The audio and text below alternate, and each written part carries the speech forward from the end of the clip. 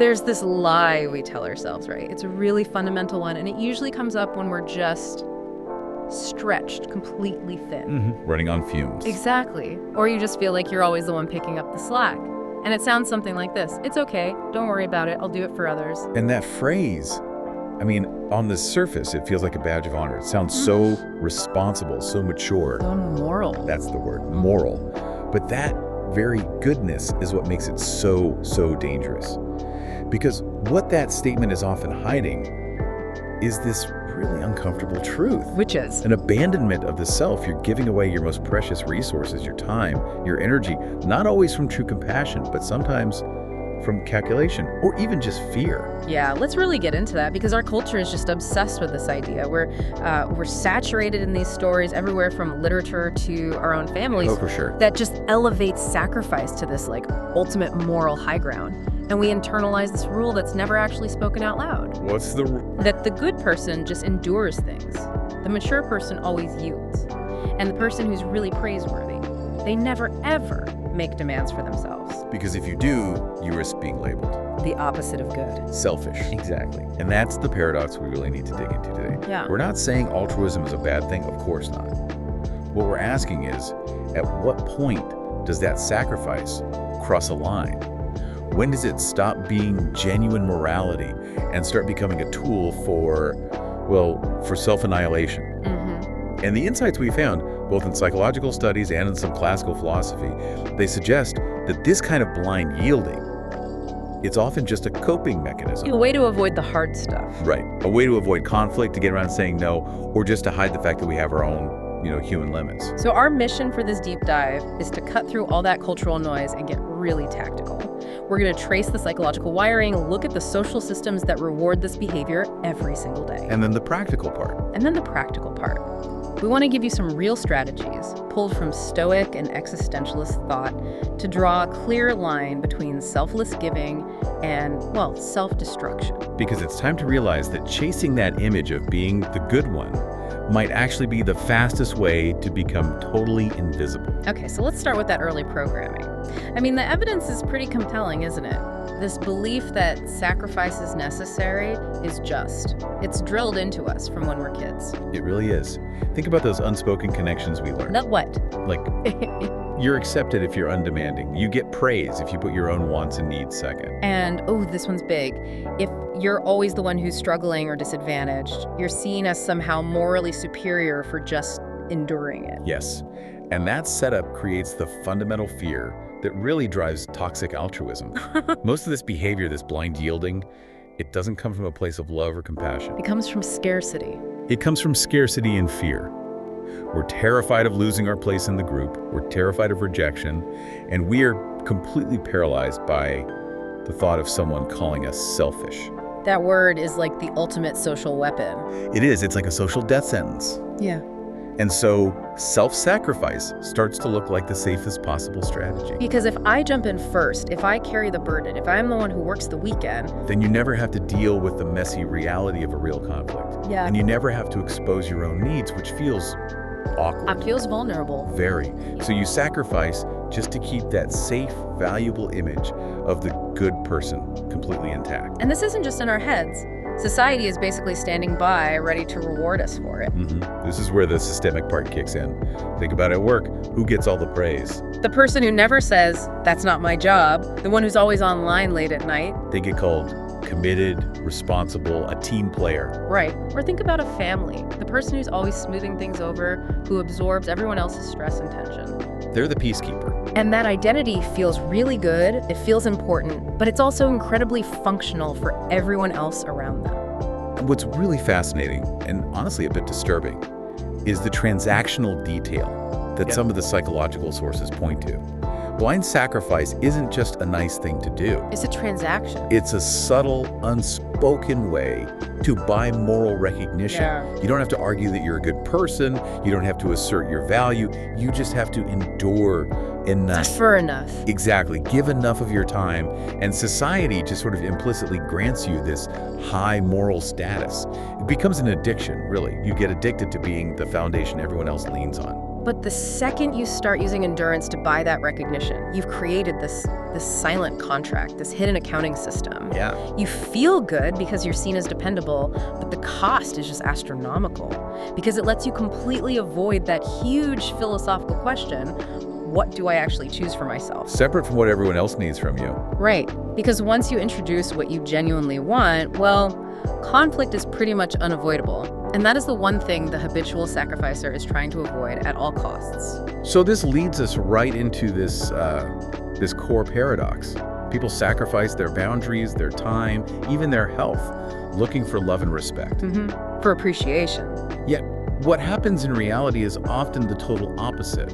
They end up being taken for granted, and sometimes they're even less respected. And the key here is that this usually isn't because other people are malicious or evil. It's just a consequence of the basic logic of how relationships work. What's the logic? Relationships, whether it's at work or at home, they operate on a logic of adaptation, not really morality. So when you constantly yield, when you keep saying, oh, it's okay, no problem, People don't remember it as this noble act. they don't keep a moral scorecard of your good deeds. They adapt. They adapt to whatever your established tolerance level is. So if I put up with being overworked for a year, that just becomes the new baseline. That's the new normal. Precisely.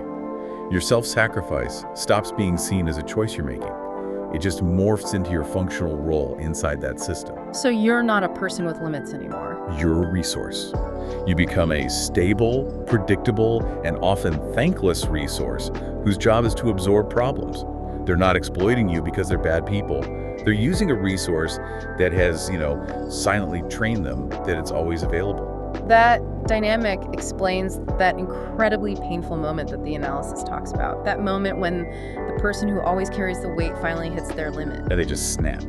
Yeah, maybe it's with tears or a sudden burst of anger or resentment, and everyone else around them is just baffled. They're genuinely surprised. Their reaction isn't usually guilt, it's confusion. Wait, this is how you operate. You've always done this. What's the big deal now? Your past sacrifices were never seen as choices. They were just seen as your default setting. And that right there is the pivot point. It leads straight into the second big destructive mechanism, which is the moral leverage trap. Okay, what's that? It's when all that excessive silent sacrifice creates this hidden moral debt. The person sacrificing starts thinking, I've done so much for them. They should just know how tired I am.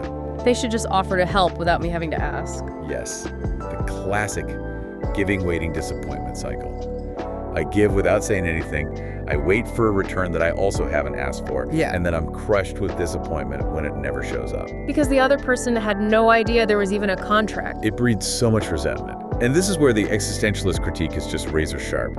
It says, when you fail to take responsibility for stating your own needs, you're quietly and kind of dishonestly just transferring that burden onto other people. And they can feel that, even if they can't name it. They resent being expected to read your mind.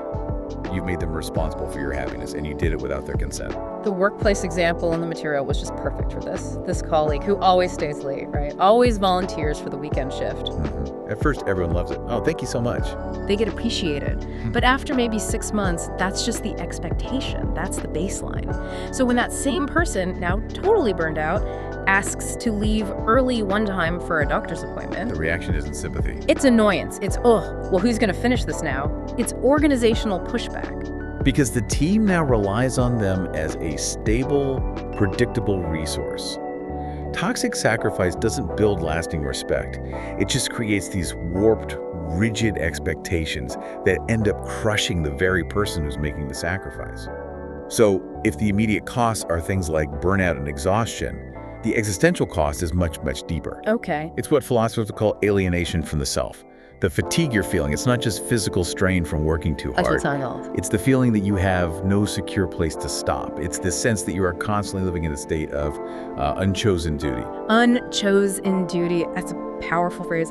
It's that feeling of never being able to really, truly rest because your entire identity is wrapped up in what you're doing for other people. Exactly. You're not living a life you're actively choosing. You're just reacting. You're reacting to the obligations that others place on you, or even the ones you just imagine they're placing on you. You're always playing a role. Always. The good daughter, the supportive friend, the reliable employee. You become defined by your function, not your personhood. And this leads to that really painful moment that the research describes. The moment in the therapist's office. It is often there, yes. When the person who's accommodated everyone, their whole life is finally asked, what do you want for yourself? And they have no idea. The question doesn't even compute. They genuinely cannot answer. Because all their energy has been spent budgeting for other people's needs, planning for other people's wants. The whole I want part of the self, the part that has authentic desires or just simple joys, it's been shelved. It's seen as an unaffordable luxury. It's like they've forgotten the language because I haven't spoken it in so long. All that energy wasn't spent on self-definition. It was spent on keeping the external system stable. And this, of course, can lead to a really scary identity crisis. The fear of, if I stop carrying this burden, who am I? Yes. What is my value if I'm not useful? Their entire sense of self-worth is tangled up in their utility to others. They're afraid that if they step out of that role, they'll just cease to be valuable. Or even worse, they'll cease to be loved. And that must lead to the most bitter realization of all. The idea that maybe this relationship with a parent, a partner, a boss, was maybe built entirely on the premise that you would be used. That you would be dependent upon, but not truly seen. Not met as an equal who also has needs. You let yourself become a tool, really, just to avoid the momentary discomfort of saying no. You chose the long, silent suffering and then blamed everyone else for not being a mind reader. It is the ultimate self-betrayal, and it's all disguised as morality. Okay, so we've laid out the dynamics. Now let's turn to the solution. And like we said, this isn't about some vague, love yourself more mantra. No, this is hard, practical work. It's structural.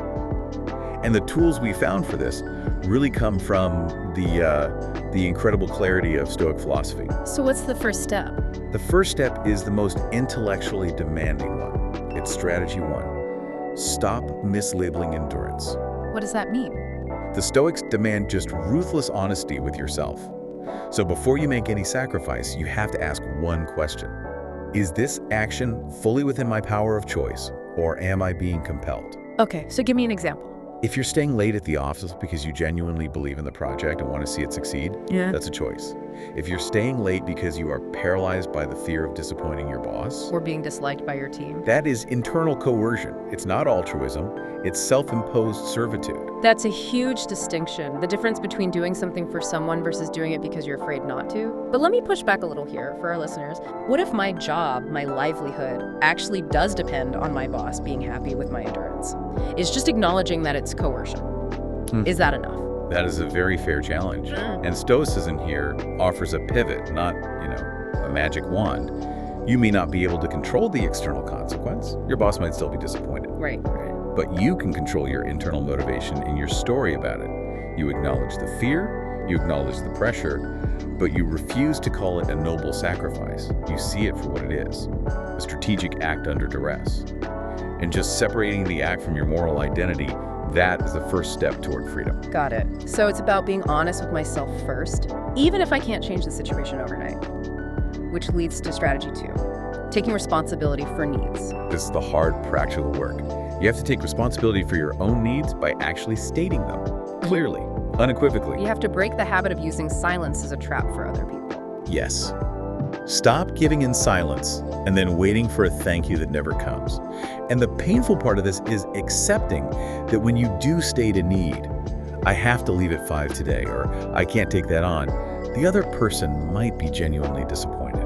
And the instinct of the chronic sacrificer is to immediately fix that feeling for them, to apologize, to make it okay. And you must not. Their disappointment, their frustration, that is a feeling that is entirely within their control to manage. You are responsible for stating your boundary. They were responsible for their emotional reaction to it. You have to learn to sit with the discomfort of their displeasure without rushing in to fix it. Which brings us to strategy 3, setting boundaries without moral justification. We've all seen this. Oh, I can't possibly do that because I'm so exhausted and my dog is sick and my mother needs me and I did the dishes yesterday. You build this whole legal case for why you deserve a rest. Exactly. And that over-explanation is a defensive move. You're trying to manage their judgment before they even have it. The Stoic way is radical simplicity. Just state the fact. A boundary isn't a justification. It's just a description of reality. Use plain language. I cannot commit to that deadline. I am stopping here for today.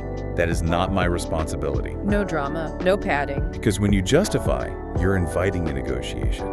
When you just state the reality, you're clarifying it. clarity over drama. Okay, and finally, strategy 4, observe and filter. This sounds like the hardest one to stick with. It is. Once you start setting these limits, once you start refusing to sacrifice blindly, you have to stop yourself from rushing back in to fix the vacuum that you've just created. You just have to watch. You observe what happens next. Yeah. And this is the moment of truth. Who gets angry? Who leaves the relationship now that you're no longer a limitless resource? And who stays, but maybe quietly adjusts their own behavior to respect your new limits? That filtering process, it's going to feel like a loss. It might even feel like failure, even if all you're losing is the illusion of being needed. You have to resist calling it a failure. You must. The research is clear on this. This is just vital information. It's the natural filtering of life. The only relationships that were really worth keeping are the ones that can survive when you are healthy and making your own choices. It's not about becoming cold. It's about becoming honest. Hashtag outro. So ultimately, the goal of all this work is, it's about radical clarity.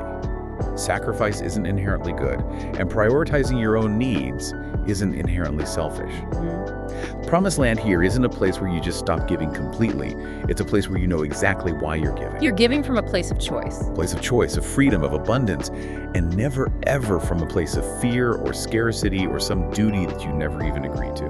That distinction, giving from a full cup versus giving from an empty one, that's what creates real sustainable peace, isn't it? It is. You stop feeling this need to rush in and fill every silence or to constantly prove your usefulness just to earn your seat at the table.